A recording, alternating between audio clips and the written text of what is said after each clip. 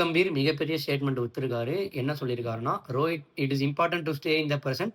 World cup is 2.5 years away." So இதோட context என்னன்னு பார்த்தீங்கன்னா, ரோஹித் அண்ட் கோலி அவங்களோட வேர்ல்ட் கப் ஸ்பாட் வந்து கரண்ட் பைலேட்ரல் சீரிஸ் இருக்கட்டும், அந்த அப்கமிங் பைலேட்ரல் சீரிஸோட பெர்ஃபார்மன்ஸ் பொறுத்து மட்டும் தான் இருக்கு அப்படிங்கிற மாரி வந்து சொல்லியிருக்காங்க.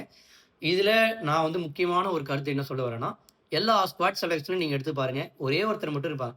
அப்பேற்பட்ட விராட் கோலி, ரோஹித் சர்மாவோட ஸ்பாட்டே வந்து கொஸ்டினபிளா இருக்கு அப்படிங்கிற நிலைமையில ஹர்ஷித் ராணான்னு ஒருத்தர்.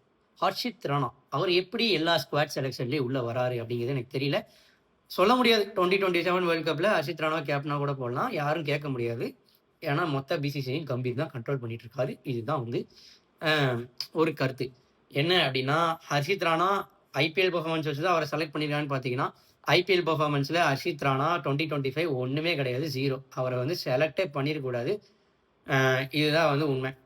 ஆனா, ஹர்ஷித் ராணா இப்போ நீங்க எடுத்து பார்த்தீங்கன்னா, ஒண்ணுமே பண்ணாம 3 ஃபார்மேட் ஆடிட்டு இருக்காரு. Okay, it's acceptable in T20 ஏன்னா ப்ரீவியஸ் ஐபிஎல்ல நல்லாவே பண்ணியிருக்காரு. ஓடிஐல அவர் ஒண்ணுமே பண்ணல. ஏன் இருக்காருன்னு தெரியல.